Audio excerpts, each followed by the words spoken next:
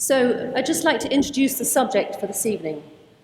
When Elizabeth Edmonds, who organised this event, told me what the topic was going to be for this evening, I was delighted. I had heard this question being asked last year in the evening event, and it seemed then to be so relevant and such a broad topic that could be really explored in more depth. Ambition is all around us, in the buildings we see, in the way people work, and in the product of their success. Being here in central London, one of the greatest cities in the world, we are at the very centre of worldly ambition, which all too often goes hand in hand with ego, desires, and sometimes greed. It seems to be an innate part of the human condition to achieve, to progress and create. Also, part of the human condition is the desire to look inward, to connect with a deeper sense of self. And indeed, this is where the creative juices begin to flow. To explore what we are and what our connection is to the universe. To experience, in some small way at least, the divine that is within us all. And yet, both of these sometimes seem contrary for each other, at odds with one another. The first, seeking results, looking for gain, requiring progress. The second, seeming to require a letting go of the individual, a release from the repetition of desires and ego. So how can we be in this world of ambition and desires, but still truly be on a spiritual path? How can we reconcile these two? This is what we've asked our speakers to explore here, and hopefully, if it's not too ambitious, we may come to some clearer understanding this evening. So I'd like to begin by introducing our first speaker, Jeremy Sinclair, who is chairman of MC & Saatchi, the very well-known and successful advertising agency. He has been described as the quiet man of advertising. In addition to his career in advertising, Jeremy is a tutor of philosophy at the School of Economic Science, a father and grandfather who, with his wife Jackie, has just written a book, Faces, Faces, Faces, for children, with a gentle message about treating possessions with respect. Jeremy Sinclair.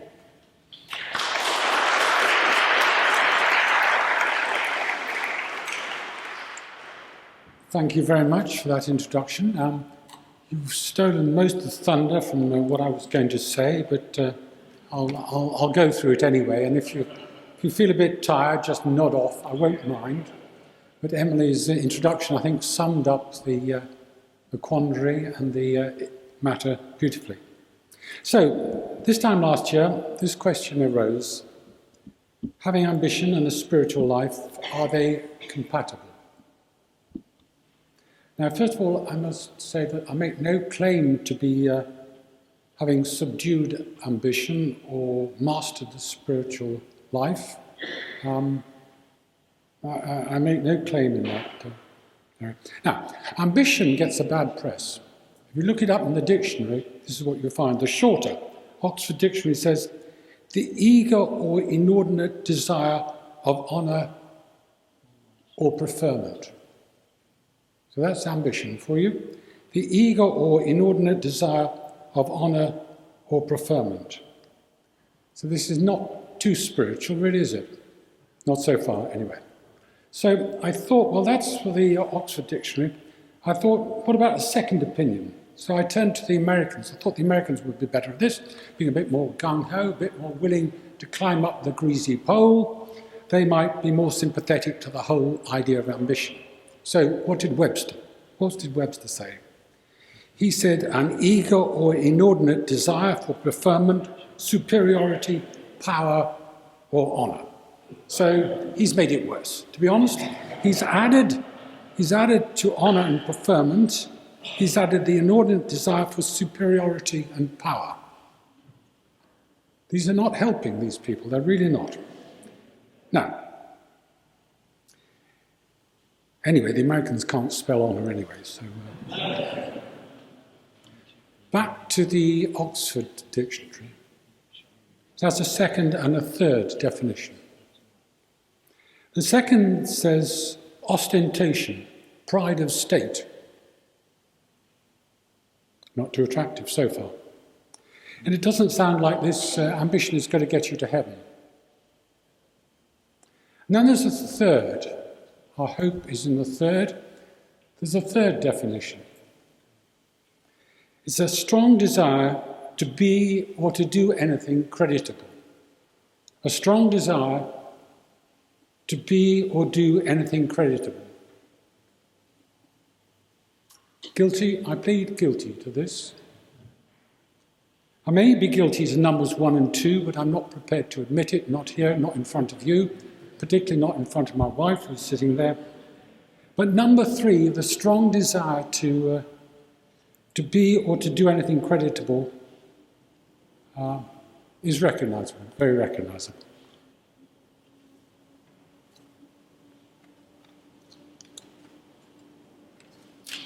And if my late mother were here, she would agree that I have this tendency. When I was quite young, she said, "What do you want to be when you grow up?" And I said, "Successful." She said, no, you don't understand. You're supposed to pick something at which you can be successful. But anyways, the definition says it's anything that you can do that allows you to be creditable.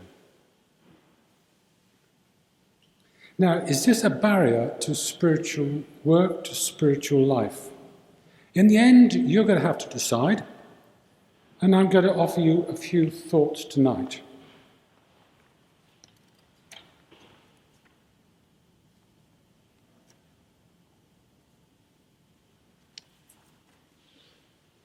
If you take the word ambition to bits, you get ambi and the ischen bit, which means, it comes from the Latin, and these two roots mean to get around, round and to get around. And it's what Roman candidates did, sort of early canvassing. They'd go around looking for support. That's the way ambition, that's the way we get the word from. So ambitious people, they go around, they go about. This is how they do anything creditable. They get out to attempt to do something creditable. They get out and attempt to do something creditable. To do something creditable. Now, if you take where you're sitting right now, the designer who designed this and 50 other churches in London, 50 plus, including the most famous, probably in England, St. Paul's Cathedral, he designed all these things. Now, trust me, as the owner and restorer of a minute Italian chapel, you could fit it in this sort of small area here. You don't build 51 churches. You don't build what, until 1962, was the tallest building in London, unless you have ambition. This is not the product of a man who had no ambition. Sir Christopher Wren, the designer, astronomer, geometer, architect, he said, "Architecture aims at eternity." So that's an aim. That dwarfs most of our aims and ambitions. You don't get loftier than eternity. If you would see his epitaph, look around you. This is what it says in St. Paul's. You look around you, as here, this is the epitaph of Sir Christopher Wren. Survived bombs, the Blitz, the worst the Germans could drop on us. Now, if again you look at this building, who is it? What name? What's it called? James. It's named after James. James and John. James was the son of Zebedee. You all know that. And he was along with his brother, he was the first disciple of Jesus. Now, Jesus nicknamed James Boanerges, which means thunder, son of thunder. And he named him this, it is said, on account of his fiery temper. James is also reported as being the first martyr. Herod had him killed, and I guess this was probably not unconnected with his fiery temper. Though temper is usually caused when one's will, one's ambition is thwarted. So here you are, you're in a profoundly spiritual building, created and named after men of ambition, will, and extraordinary vision. They had a strong desire to be and to do something creditable. And you're sitting in it now. Hundreds and thousands of years later, we're sitting in their realized ambition. Is there a space more spiritual than this?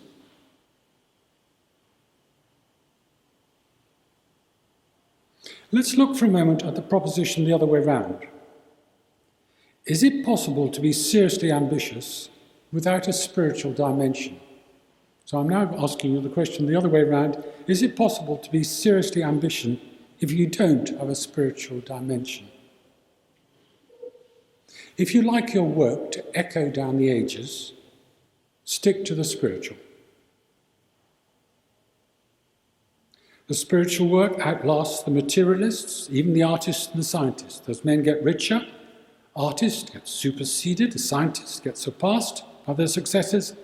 Only the philosophers and the spiritual leaders stand out of time. Moses, Manu, Plato, Krishna, they all live on. Thought outlasts things. Now, if our aims are more modest, then the spiritual path again might be useful. To succeed at anything, we have to forgo the things that would thwart our ambitions. To win the 100 metres race, donuts may have to be abandoned for a while. To amass a great fortune or receive a small fortune, spending may have to be curtailed. So what helps us forgo the irrelevant, the unhelpful? All the spiritual practices that you have followed for years. You may not know this, but you're better prepared for success than many of the people you know. Now, that's not why you did it, but that is, in fact, I would suggest, the case. Remember, the ambitious go around. They're not daunted by what lies ahead. They go around powered by their sense of direction. Obstacles are simply there to make us stronger. The Shankaracharya of the North, Shantananda Saraswati, who guided many of us, many of the people here, during his life, he encouraged us in 1978 to be companions of the self and masters of the world simultaneously.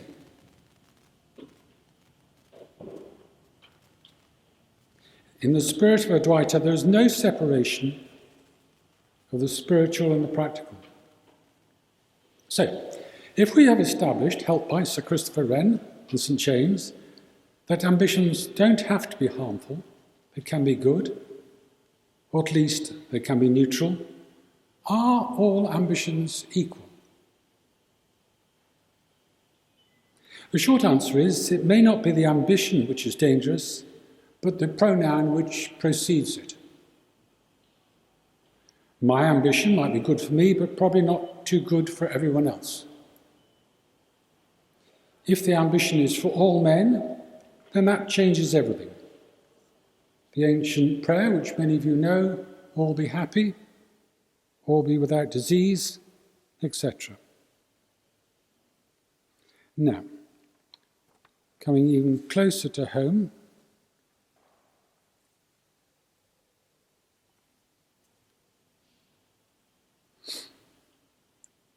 why are we here? What is the ambition tonight? One of the stars of the advertising firmament, a chap called David Ogilvy, Scottish descent, learnt to cook in Paris, went to America to seek his fortune, and he founded one of the largest advertising agencies in the world. So David Ogilvy, and he wrote a book in 1963 called Confessions of an Advertising Man.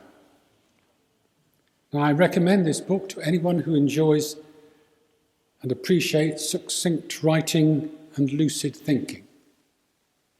Confessions of an Advertising Man. It's well worth reading. It's worth reading if you want to know how to write. Anyway, the book is slightly self-serving. He was starting his own global agency at the time, but that can be easily seen through. Anyway, in his book, he has the following quote: "When Ascanius spoke, they said how well he speaks. But when Demosthenes spoke, they said, let us march." So the aim here tonight is to encourage you to march. To march in step with your ambition, for you to recognize it and realize it. Find out what you want and give it to all. The Proverbs say, without a vision the people perish. What's your ambition other than you resolve to realize your vision? So, to sum up, to think that people with ambition are denied a spiritual life is like denying a spiritual life to people with blue eyes or red hair. It's divisive, dualist, and defeatist. In fact, I'd go further.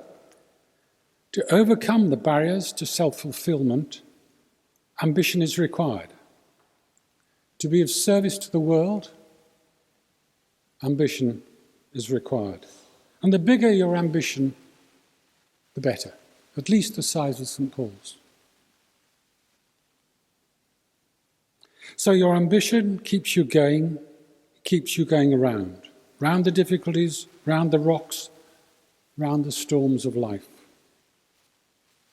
Not only is it compatible with spiritual life, but I suggest it is a necessity.